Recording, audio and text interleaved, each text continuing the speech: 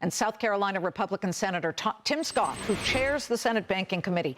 Senator, first, because you just got out of there, what can you tell us about timing? How much longer before the vote-a-rama ends, and can the Senate vote on the bill?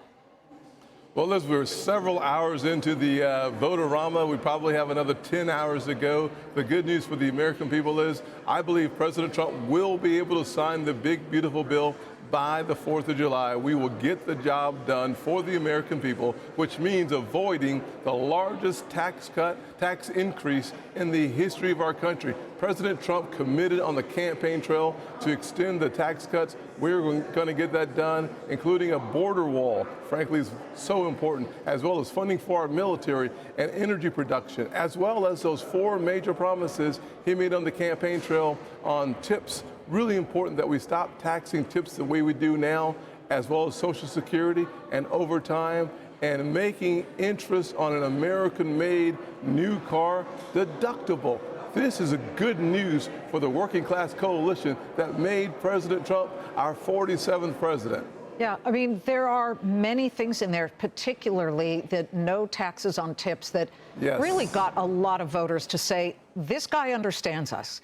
He understands affordability. We need more of our money to spend it how we want to. But, Senator, as it stands right now, the Congressional Budget Office says that the Senate's version of the bill would add something like $3.9 trillion to the nation's $37 trillion debt mountain. And the Committee for Responsible Budget says it's the same thing. How should Americans who are trying to balance their own household budgets by not spending more than they make, how do they view that? Well, let's have confidence in President Trump and the Republican majorities in the House and the Senate to deliver for the American people. The one thing I can tell you, Liz, is that the CBO, the Congressional Budget Office, they were dead wrong in 2017. They said that the Tax Cuts and Jobs Act would actually increase our debt. It did not. It actually increased our revenues. 2018, a 3% increase in revenue. 2019, another 3% increase in revenues. So what we know are the tax cuts actually generates more revenue, not less revenue. What you have to do is control spending. President Trump is laser focused on both. So you can have confidence that the dynamic scoring that's not used in CBO, but is used in where? Real life, will actually produce enough revenue to overcome any deficits that someone would be concerned about. I'm concerned about them. That's why when I look back at 2017, the CBO got it wrong by almost $1.5 trillion.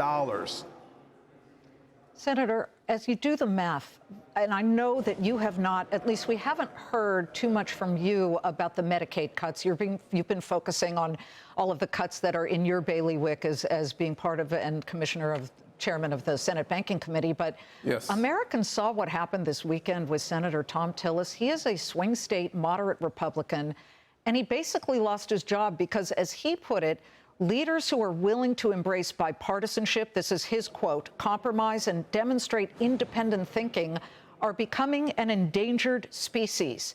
Is smash-mouth politics the only way to get things done now? He now says he's not going to run for re-election after the president threatened him by primarying him by meeting with other candidates for his state.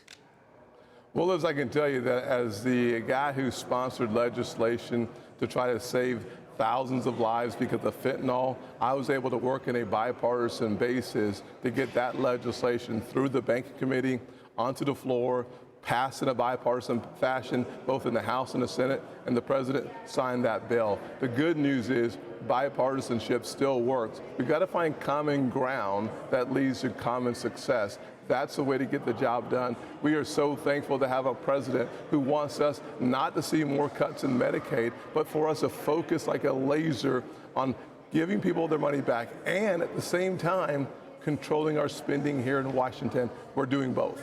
Well, if the bill is so good at cutting spending, why are there red state senators and governors, I'm talking about West Virginia, Louisiana, who don't like the Medicaid cuts in this piece? Well, there's no doubt that there's a lot to go around in this legislation, and there's lots of concerns about how it will impact Medicaid. But the fact of the matter is that we are focusing on making sure that the able-bodied American goes to work.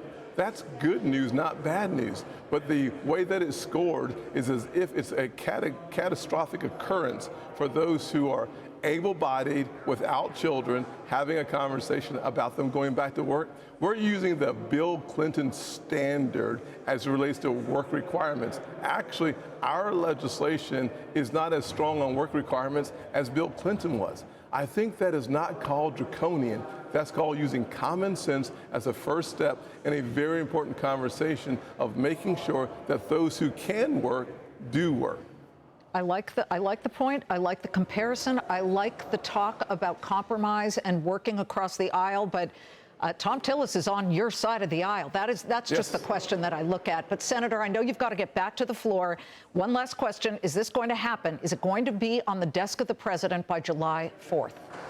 I believe that it will be out of the Senate with an affirmative vote from the body by midnight tonight. That's my prayer, my hope. And if that happens, in the next 48 hours thereafter, the House will take it up. They will like it enough to send it to the president's desk. And then you'll see fireworks at the White House around the country because $5 trillion, nearly $5 trillion in tax increases will have been avoided. The American people breathe a sigh of relief.